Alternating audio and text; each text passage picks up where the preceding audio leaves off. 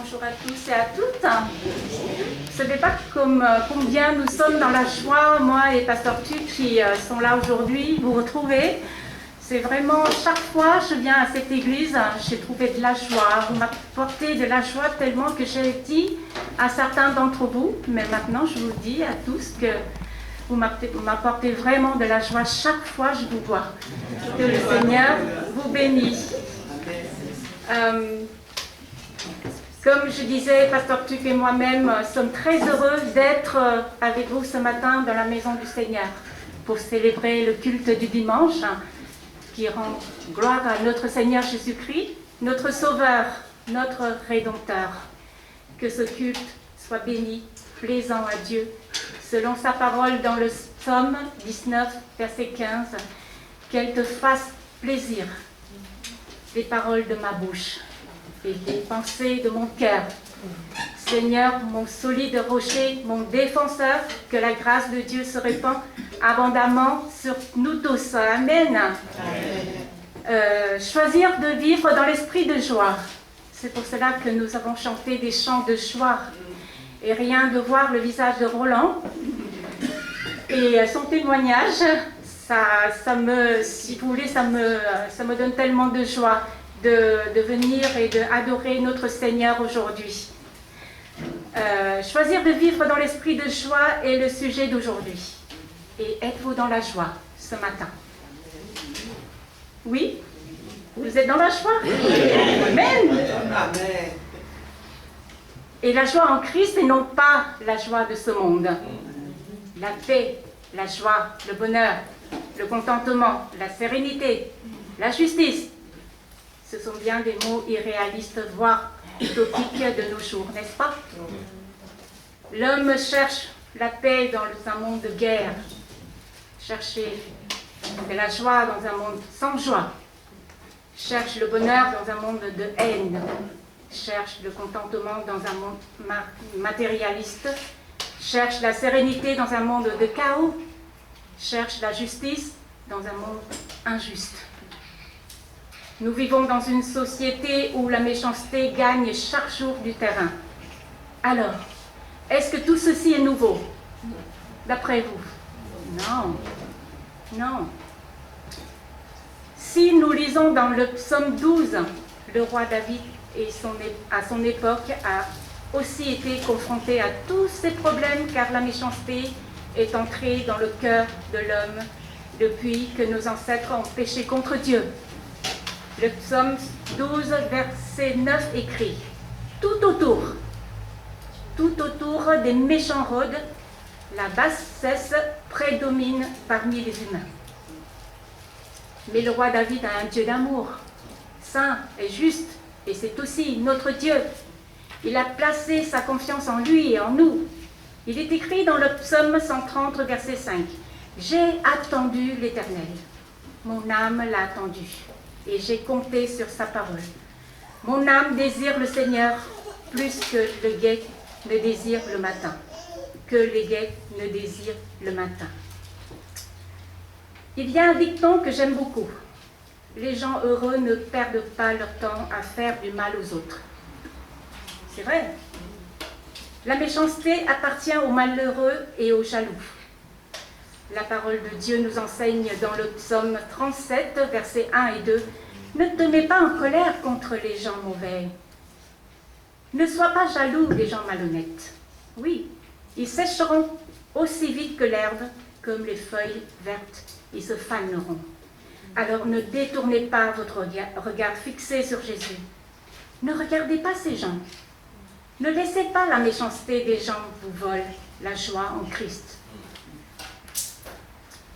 Mes chers amis, nous savons tous que les enfants de Dieu ne sont pas dispensés des soucis, des difficultés, des malheurs, des maladies, des tempêtes de la vie, même parfois des choses plus écrasantes encore. Mais ils les affrontent avec la puissance de la foi. Ils croient en l'amour de Dieu, qui les protège, qui les porte, qui les amène à l'autre bout du rivage. Ils sont en confiance, sereins, même quand rien ne va. Leur esprit est entraîné pour rester tranquille. Nous avons aussi remarqué chez certains chrétiens que plus les malheurs et les difficultés sont grands, plus ils louent Dieu avec reconnaissance. Plus leur visage reflète une joie venant de l'intérieur, une joie qui montre de la satisfaction, une joie qui attire, qui influe, qui suscite de la curiosité. Cette joie provient de leur foi en Christ, leur Rédempteur. Ceux qui marchent avec Dieu, dans la parole de Dieu, ont cette joie qui est le fruit de l'Esprit. Écoutons le chant de deuil du prophète Habakkuk qui pousse son cri de joie au Seigneur. Écoutons-le. J'entends tout ce tumulte et je suis profondément bouleversé. Mes lèvres frémissent de crainte. Mon corps est paralysé. Mes jambes se dérobent sous moi. En silence, j'attends le jour de la détresse pour aller attaquer le peuple qui nous opprime. Les figuiers ne portent plus de fruits, les vignes ne donnent pas de raisins, les oliviers ne produisent rien, les champs ne fournissent aucune récolte. Il n'y a plus de moutons dans les enclos, plus de bœufs dans les étables. Mais moi, je trouve ma joie dans le Seigneur. Je suis heureux à cause du Dieu qui me sauve. Le Seigneur Dieu est ma force. Il me rend aussi agile que les biches. Il me fait marcher sur les hauteurs. Alléluia. Amen. Mais moi, je trouve ma joie dans le Seigneur. Je suis heureux à cause du Dieu qui me sauve. Le Seigneur Dieu est ma force. Il me rend aussi agile que les biches. Il me fait marcher sur les hauteurs. Quelle parole! Quelle parole! La parole qui console, qui nous encourage à nous projeter vers l'avant avec Dieu dans le monde actuel. Alors, où trouvons-nous la joie aujourd'hui? Où plaçons-nous la confiance? En Christ, bien sûr. C'est en Christ que nous pouvons trouver la joie, une joie qui ne dépend pas des circonstances de la vie. La joie est le fruit de l'esprit qui fleurit dans une vie bien ancrée en Christ, une vie qui connaît bien son Christ et qui met totalement la confiance dans un Dieu puissant, fidèle, miséricorde, qui agit, qui protège ses enfants, son peuple dans ce monde. Dans le livre 2 Chroniques, chapitre 16, verset 9, il est écrit « Oui, le Seigneur regarde partout sur la terre. » Pourquoi? Pour soutenir ceux qui sont attachés à lui de tout leur cœur. Alors, si nous vivons dans sa présence à chaque instant, le regard de Dieu ne nous quitte pas à aucun instant. Nous pouvons trouver cette assurance dans les chants que nous avons chantés tout à l'heure. Comme le roi David, comme tous les prophètes, notre vie est attachée à Dieu. Le Seigneur Jésus-Christ est notre meilleur exemple. Sa vie est attachée à son Père. Il est demeuré en son Père. Il est un avec son Père. Ainsi, nous devrions avoir notre vie attachée à Christ et demeurer en lui. Il est écrit dans Jean, chapitre 15, versets 4 et 6, version Semeur. « Demeurez en moi, et moi je demeurerai en vous. » Demeurer en moi, cela veut dire que la résurrection de Jésus est en nous. Sa parole agit puissamment en nous par le Saint-Esprit qui habite en nous. Il nous aide à prier dans les moments difficiles. Il nous aide dans nos faiblesses quand nous ne savons pas comment agir, comment prier. Pour avoir une vie attachée à Dieu, pour bien connaître notre Dieu, nous devrions en premier lieu chercher Dieu de tout notre cœur. Chercher d'abord le royaume de Dieu et sa justice. Chercher à être dans sa présence chaque jour, à chaque instant de notre vie. La parole de Dieu nous sanctifie. Elle nous fortifie. Elle nous pousse vers l'avant. Elle nous donne des ailes pour aller de plus en plus haut vers son trône. La parole de Dieu sèche nos larmes, remplace la tristesse par la joie. Le roi David et tous les prophètes, tous les serviteurs de Dieu connaissent bien les bienfaits des instants passés avec le Seigneur. Ils pleurent de toutes les larmes de leur corps. cherchent la consolation en leur Dieu, un Dieu qui connaît bien les circonstances de leur vie. Attachez votre vie à Jésus-Christ comme nous l'enseigne la parole de Dieu dans Jean chapitre 15, verset 4 et verset 5. Alors, le message se base sur le texte biblique Jean 15, tout le chapitre. Un sarment ne saurait porter du fruit tout seul. Sans demeurer attaché au cep, il en est de même pour nous. Si vous ne demeurez pas en moi, vous ne pouvez porter aucun fruit. Je suis le cep de la vigne, vous en êtes les sarments. Celui qui demeure en moi et en qui je demeure portera du fruit en abondance. Car sans moi, vous ne pouvez rien faire. Jésus parle de quel fruit ici? Le fruit au singulier. Tous en un. L'amour, la joie, la paix, la patience, l'amabilité, la bonté, la fidélité, la douceur, la maîtrise de soi. Le fruit de l'esprit sont opposés aux fruits de la chair au pluriel. L'immoralité, les pratiques dégradantes et la débauche, l'adoration des idoles et la magie, les haines, les querelles, la jalousie, les accès de colère, les rivalités, les dissensions, les divisions, l'envie, l'ivrognerie, les orgies et autres choses de ce genre. L'apôtre Paul déclare à ce sujet « Ceux qui commettent de telles actions n'auront aucune part à l'héritage du royaume de Dieu. » L'esprit de joie. L'esprit de joie est l'un des 9 éléments du fruit de l'esprit. Jésus nous donne une joie parfaite et durable. Jean 15, verset 11, « Je vous ai dit cela afin que ma joie demeure en vous et que votre joie soit complète. » La Bible ne nous dit pas que cette joie est le résultat des circonstances, mais il dit clairement qu'elle est le fruit de l'esprit. Aussi, si nous voulons une vie remplie de joie, alors il faudra marcher selon l'esprit. Marcher selon l'esprit, c'est tout d'abord avoir une relation scellée avec le Saint-Esprit. C'est choisir d'agir selon la volonté de Dieu et non la nôtre. Avoir la pensée de Dieu et non la nôtre. La joie en Christ vient de l'intérieur. Elle est durable et ne dépend d'aucune circonstance ou de l'humeur des gens. Comment faire pour garder le sourire quand tout va mal? C'est difficile. Il faudra venir et virer, si on peut trouver le sourire. Comment avoir de la joie dans un monde de guerre, de haine, de maladie, de faim, de catastrophes naturelles? Et on voit maintenant, actuellement, les incendies de la forêt amazonienne.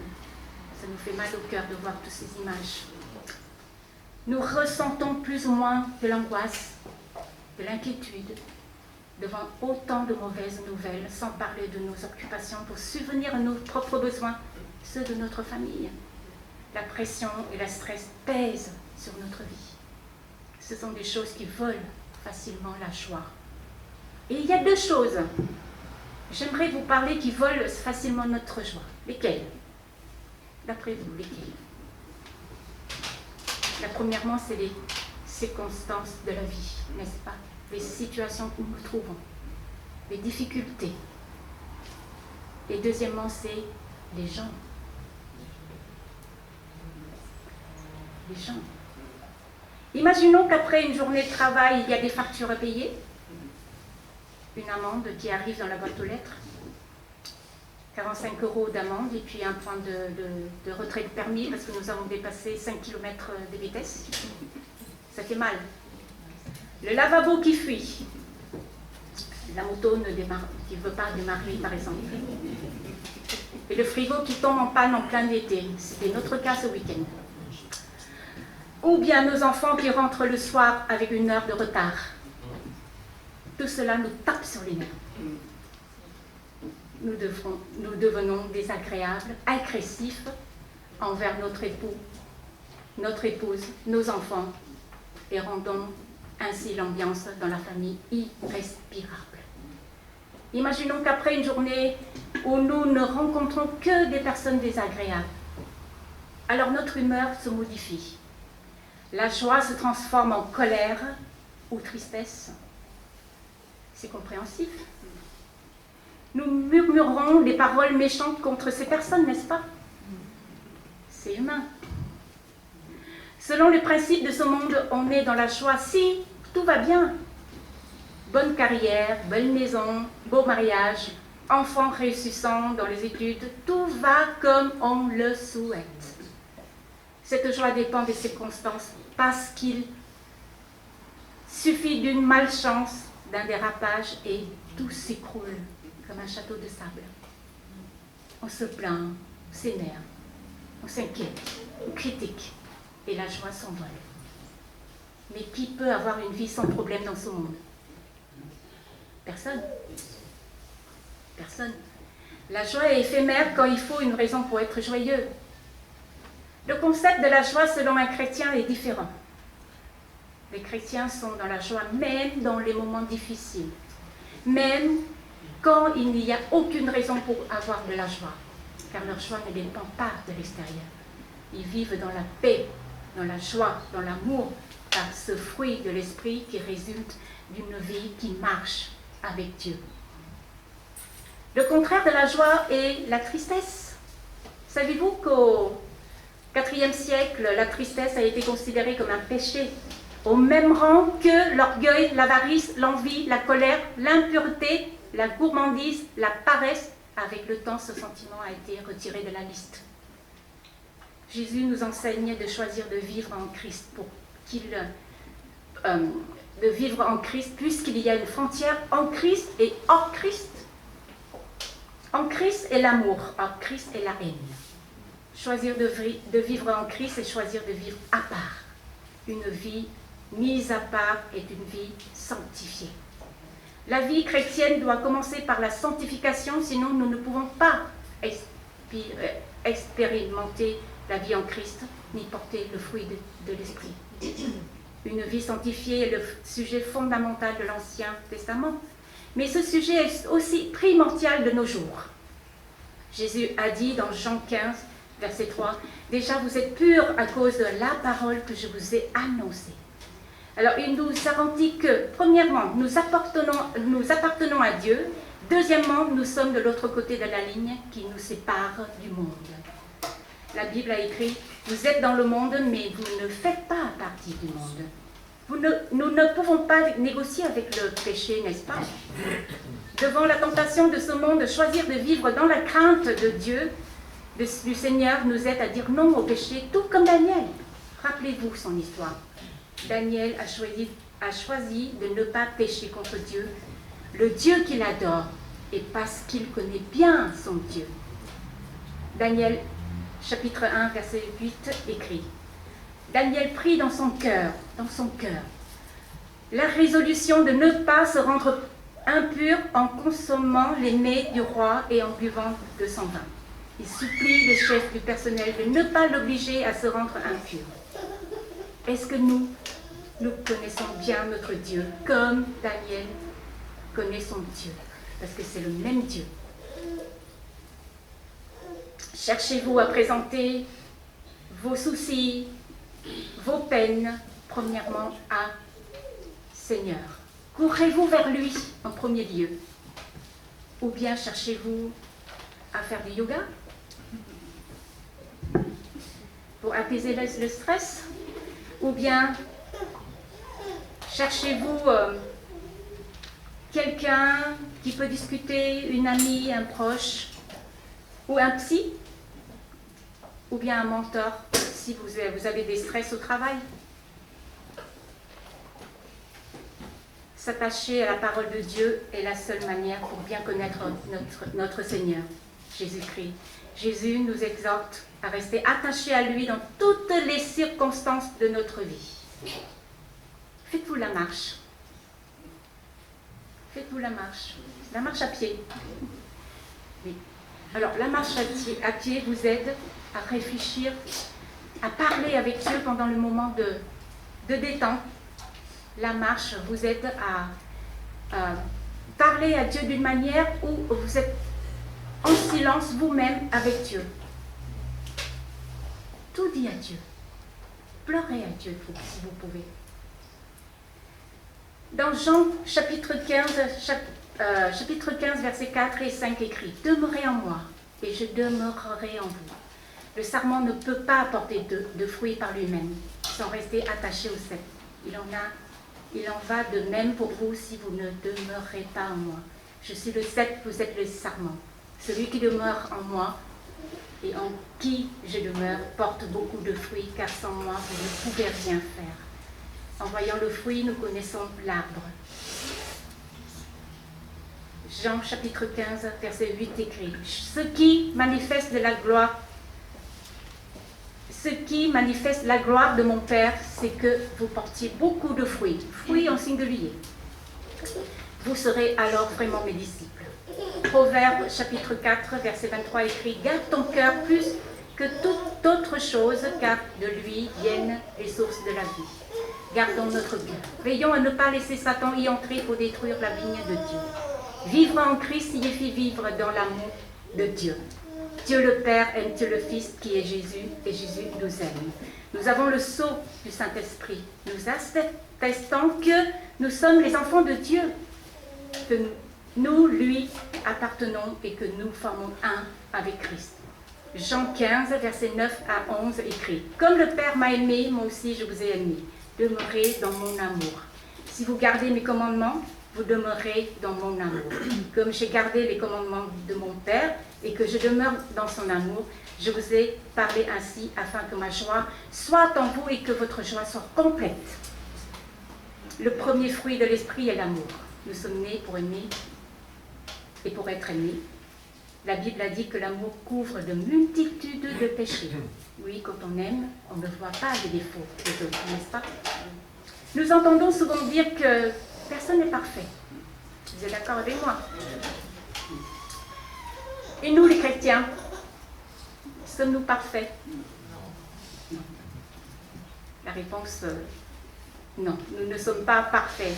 Mais Dieu veut que nous devenions parfaits.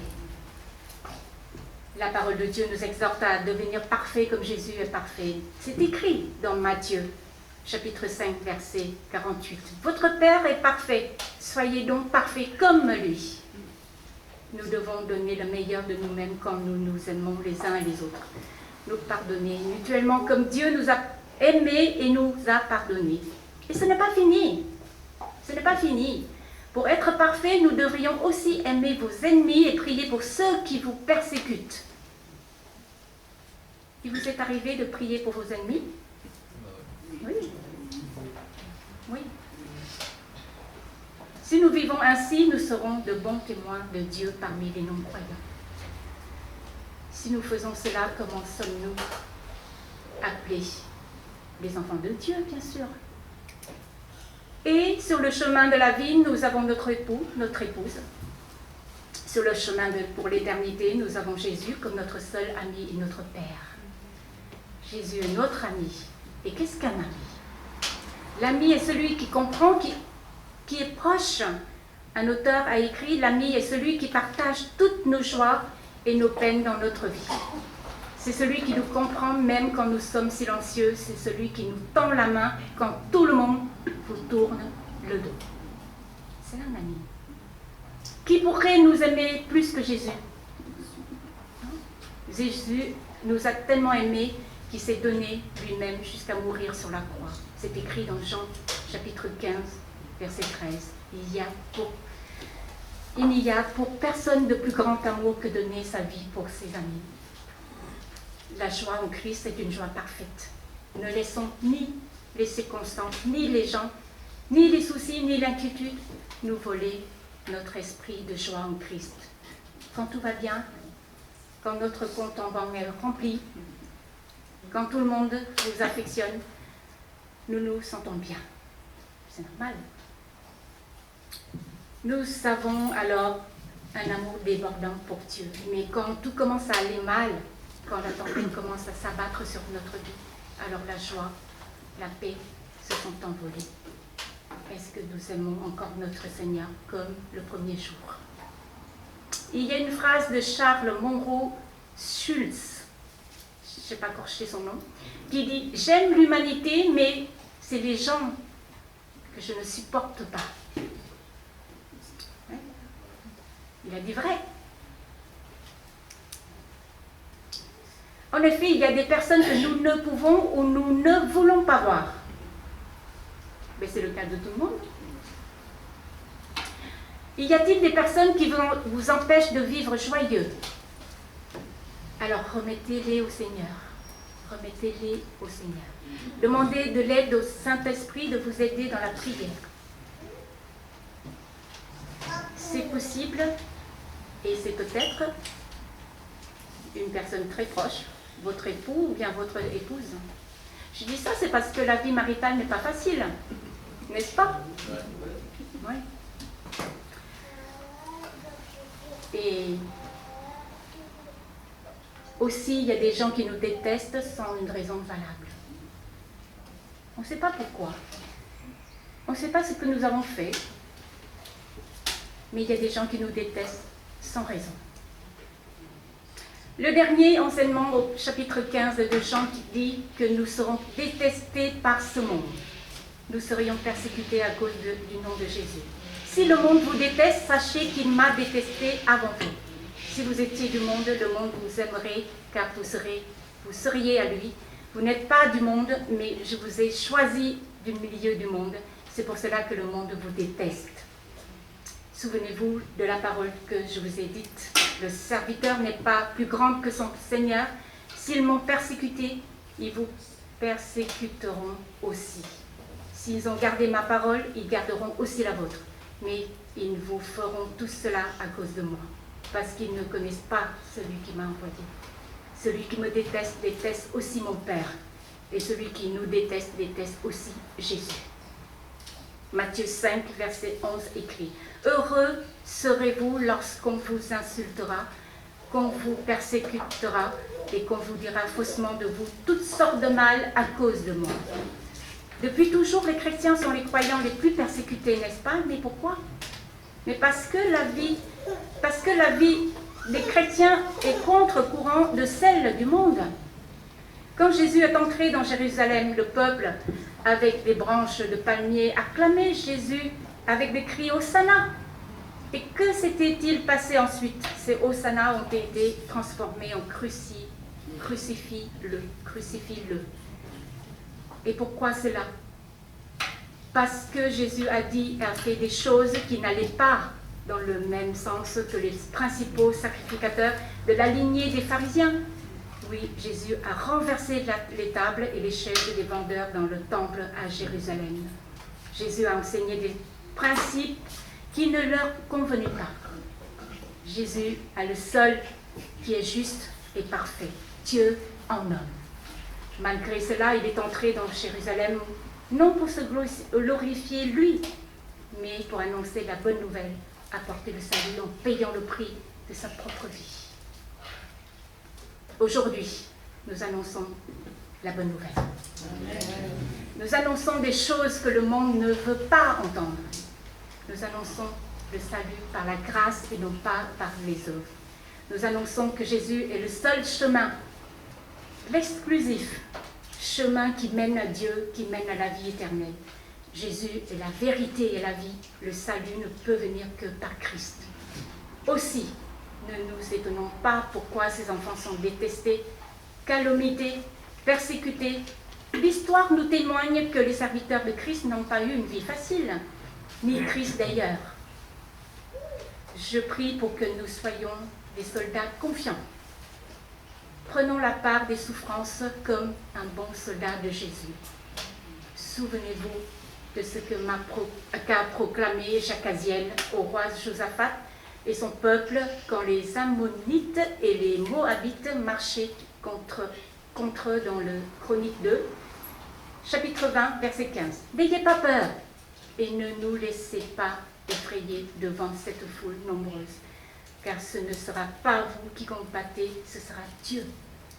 Choisissons de vivre dans l'esprit de joie de Dieu dans n'importe quelle circonstance de la vie, au milieu des gens au cœur tortueux, méchants, devant un avenir incertain. Pour terminer ce message, affermissons-nous dans la joie de Dieu dans Ésaïe, chapitre 54, verset 10. tu seras affermi par la justice. Oublie l'oppression, car tu n'as rien à craindre.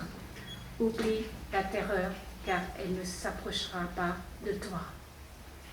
Et aussi, dans le psaume 27, nous avons lu avec Alain tout à l'heure le dernier verset.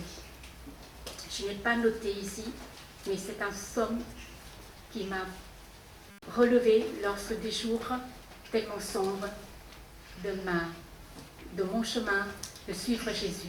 Alors, je vous exhorte, je vous demande de lire dans les psaumes. C'est le livre qui nous apporte tellement de consolation, tellement de paix.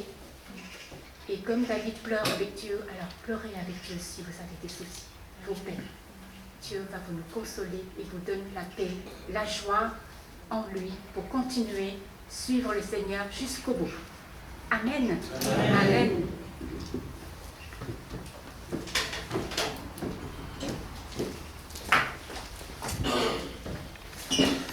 Merci beaucoup pour